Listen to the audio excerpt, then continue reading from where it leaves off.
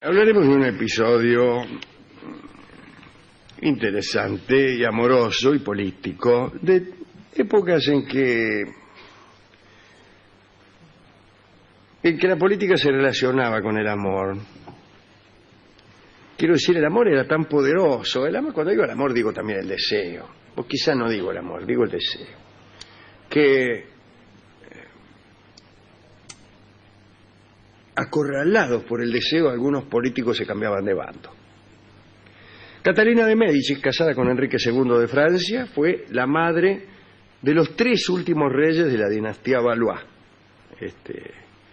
Francisco II, Carlos IX, de quien hablamos el otro día con el asunto de la noche de San Bartolomé, y Enrique III.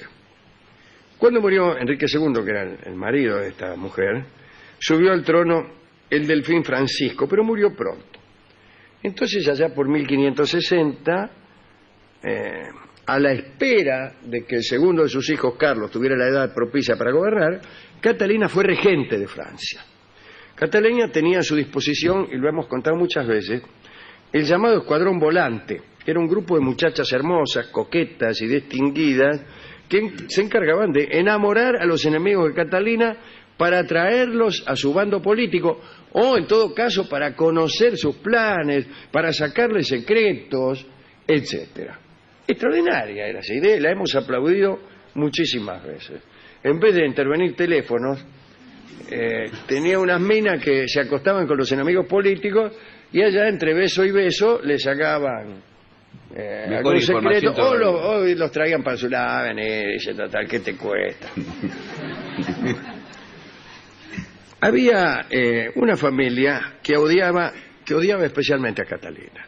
Eran los Borbones de Navarra.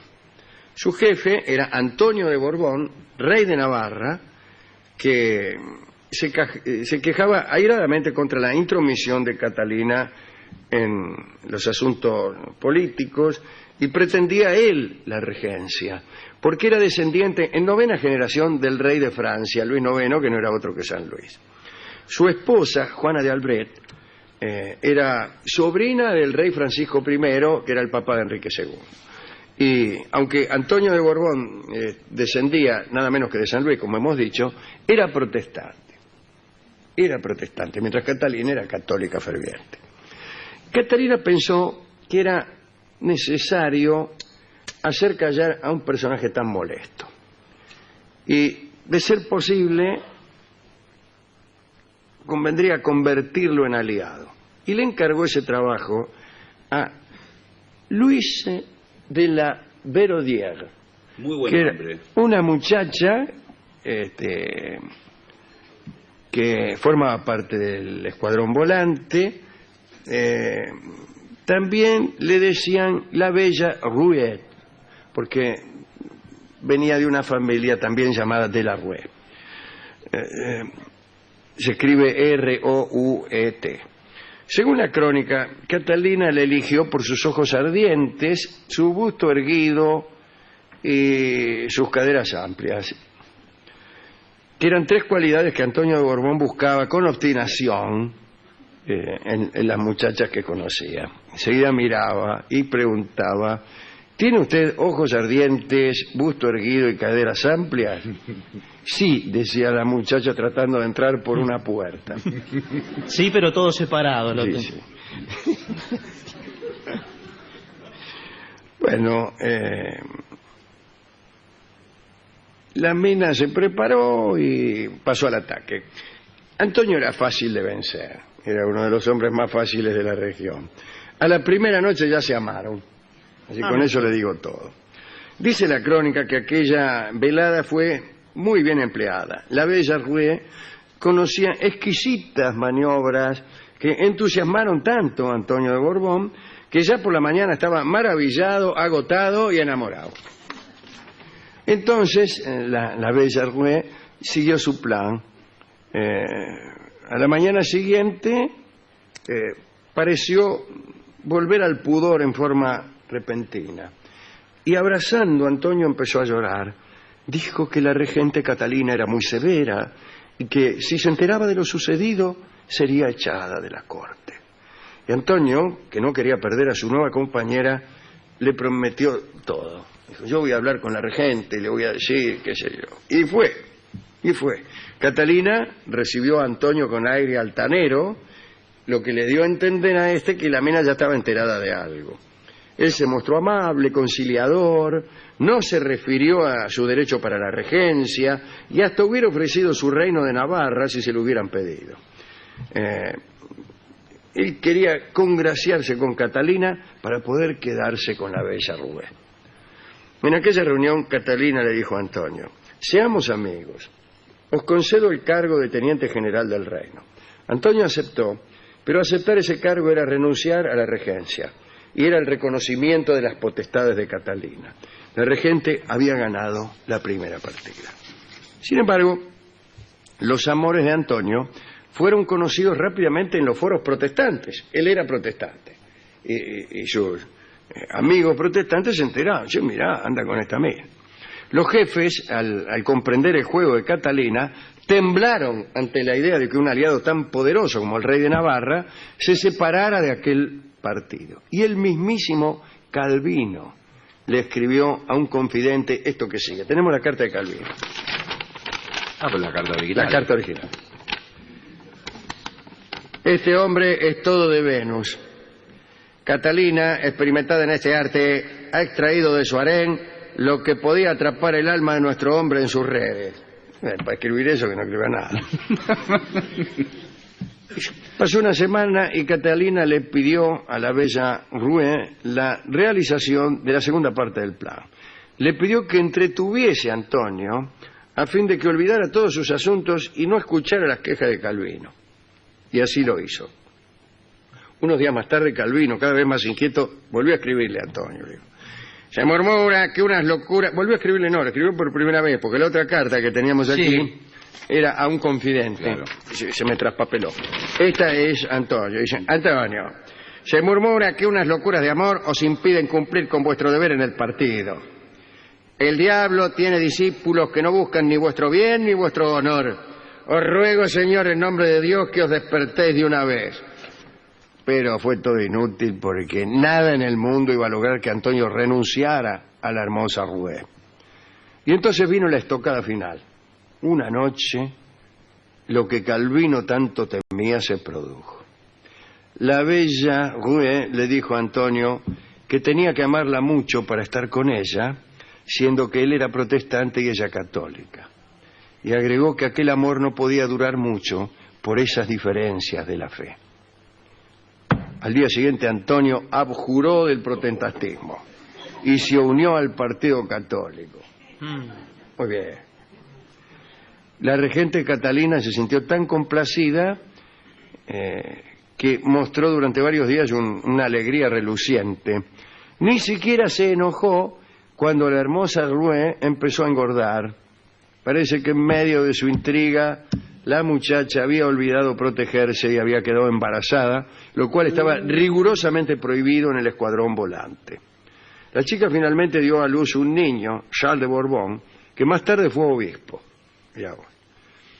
Digamos, para terminar, que Antonio, que como hemos dicho estaba casado con Juanita de Albret, ya había tenido anteriormente un hijo.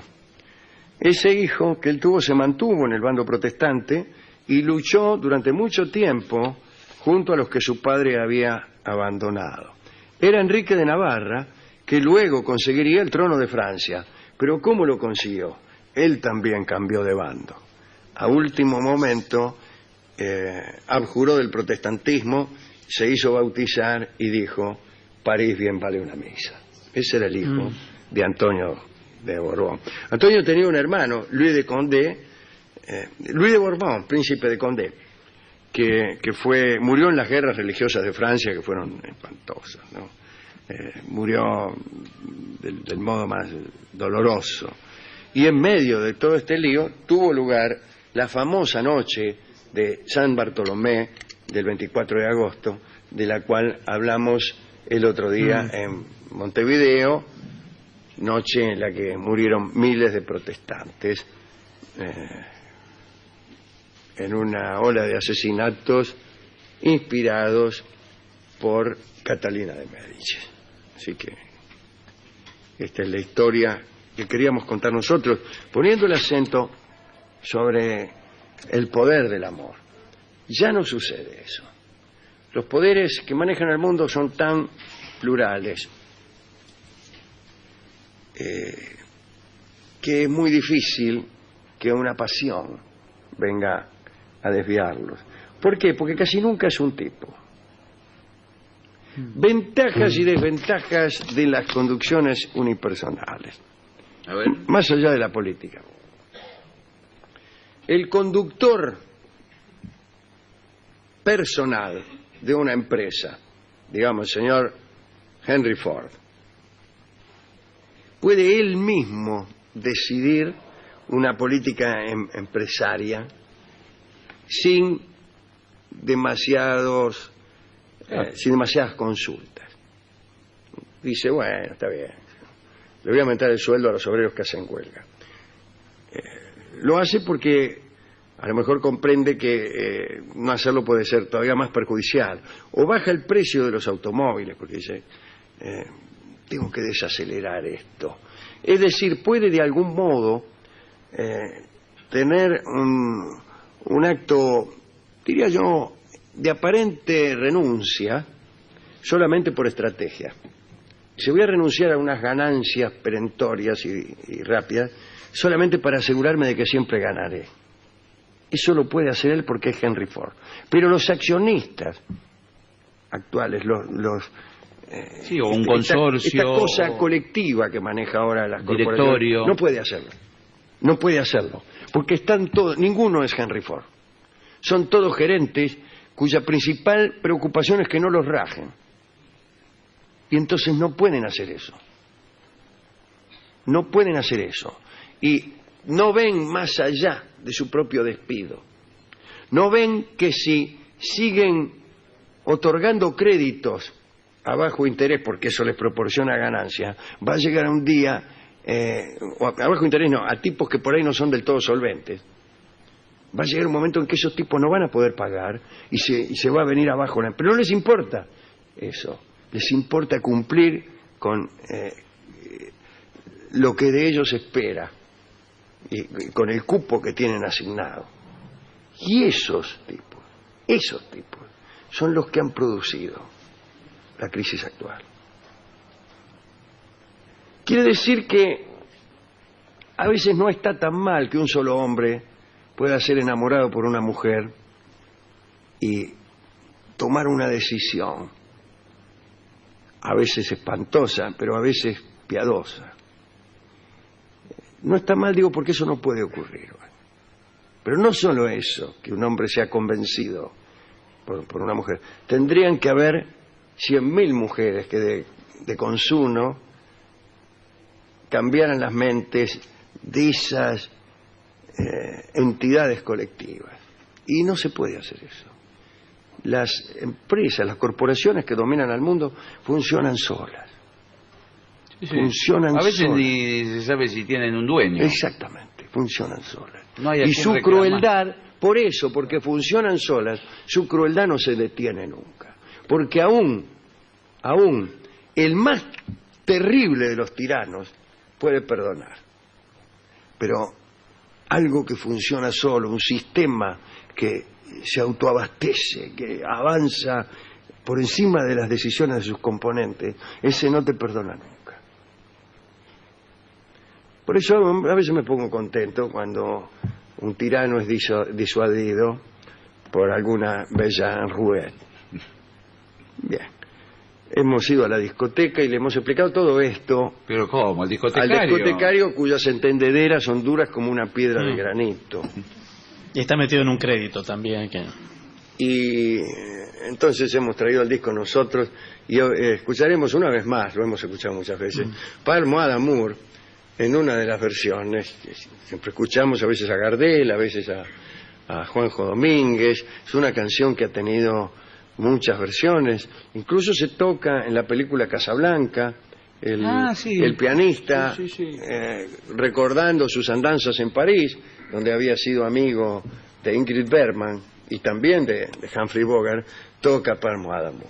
Y Gardel cantaba Palmo d'Amour y Juan G. Domínguez a veces las toca. Y diría muchísimas películas francesas o que transcurren en París de la década del 20 o del 30, se oye Palmo d'Amour en muchas películas de hace muy poco. Se escucha esta canción. Y vamos a escuchar la primera versión, que es la versión de su autora, Lucienne Boyer, que era novia de Carlos Gardel en 1927 o 28, cuando lo estuvo. Extraordinario, ¿no? Sí, sí. Qué cosa.